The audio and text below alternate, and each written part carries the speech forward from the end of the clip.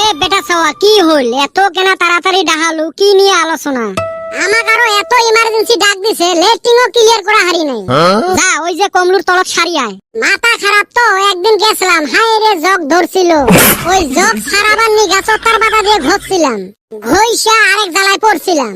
ওই দিনে প্রতিজ্ঞা করছি জঙ্গলে আর জীবনে যামু না। এ তোর হাগার গল্প বাদ দে তো। ধুরুশালি হাগা যার ক্লিয়ার হয় না ওর জীবনে শান্তি নাই।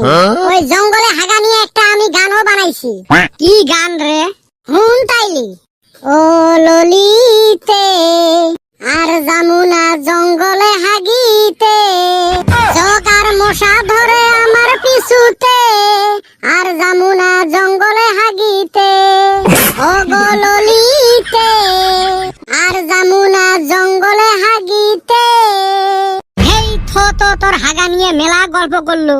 আগত বেটা সওয়ার থাকি শুনি কিসের এত গুরুত্বপূর্ণ বৈঠক। এ বেটা সওয়া শুরু কর। তো কেনা মেলা টেনশনও দেখা যায়। টেনশন রে ভাই, সেই টেনশন। এ ওইটা টেনশন কয়, এতেও নোক দিলু। এ হইছে কি ওইটা আগে কছে? টেনশন কি খালি মরে হেলায়? সবাকে নিয়ে টেনশন করছং। কি টেনশন ওইটা কো আগত। র কইবের দে তোমারও এলা আত্মা শুকি আসবে।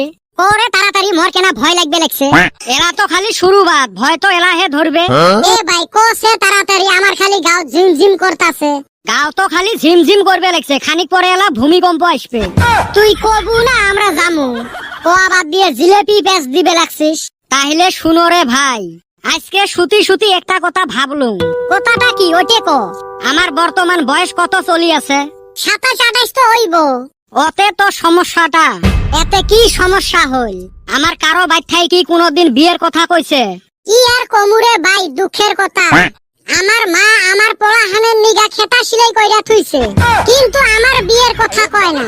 কবে বিয়া হইব, কবে আমার পড়া ওই খেতায় মুতবো। এ বেটা সওয়া তুই মূল কথা তাই তো। দেহরে ভাই, আমার আব্বারা বিয়ে করছিল 22-23 বছরত। ওমার বর্তমান বয়স 50 আর আমরা ছাওয়া পাওয়া গুলের বয়স 27-28। কিন্তু তাও ওমরা আমার বিয়েত মাথা মারে না।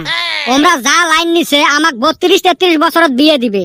তার মানে আমার বয়স জেলা হবে 60, আমার ছাওয়া পাওয়ার বয়স হবে 15-16 বছর, মানে কবের গেলে নাবালক। আজকালি যে আমরা খানা খাই, 50 বছর বয়সের পরে যে আমরা বাঁচি থাকমু তার কোনো ভরসা নাই। নাতিপুতির মুখ দেখা তো দূরের কথা, ছাওয়া পাওয়াক বিয়েই দিবের পাইবেন নই। তার আগতে মনে হয় দুনিয়া থাকি চলি যাওয়া লাগবে। বাইরে তুই না হেইরুন টেনশনে ফালাইয়া দিলি।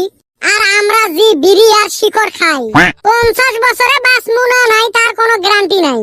আর আজকালি জি সারের বস্তু খাইতে খাইতে মানুষের জি হার্ট অ্যাটাক হয়, তার আগতে যদি টপকি যাই রে ভাই, আমার ছাওয়া পাওয়া না বিধুয়ে হবে। ওই হারাম দাদা বিধুয়ে নহয়, অনাথ হবে। যাই ওই কি যে জ্বালায় পইরা গেলাম। ছাওয়া পাওয়াক বান একটা জরে করে ধমকিও দিবে না পাই। কেনে ধমকি দিবের পাইবেন নহয়? যেই বয়সত ছাওয়া পাওয়া হবে ওই বয়সত ডাক্তার আমাক জরে কথা কইবেরে মানা করবে। এই টেনশন নিয়ে মোর কালকে রাইতত থাকি ঘুম নাই। কত আশা আছিল নাতিপুতির সাথে মার্বল খেলাম, তা আর বোধহয় হইল না। বাইরে জি কথা শুনাইলি আমার কলজে হাতে কাঁপনি ধরছে। এই টেনশন থাকি কেমনে বাঁচা যায় কত? এ কদম যা তো রঞ্জন বিড়ি আন এক মুঠে, বিড়ি খায়া টেনশন দূর করমু। তুই না বিড়ি খাস না, ঠেকা পড়লে বাগে ঘাস খায় আর মুই বলটু বিড়ি খাইতে কি হবে? হয় রে বিড়ি খায়া মাথাটা অল্প ঠান্ডা করা লাগবে। কেমনে যে এই বিপদত থাকি বাঁচি? একটাই উপায় দেখতাছি।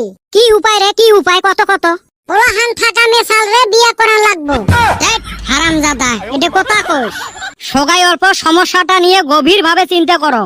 এলাও কিন্তু বেশি দেরি হয় নাই। বাপ মাক পটে যদি এই টাইমত বিয়ে করবে পাই, তাও মনটা কয় ছাওয়া পাওয়ার মুখ দেখবে পামু। হয় রে কথাটা ঠিকই করছিস। মুই আজকে যায়া বাড়িতে আলোচনা করিম। আজকে মানে এলাই চলো, আর দেরি করান যাব না।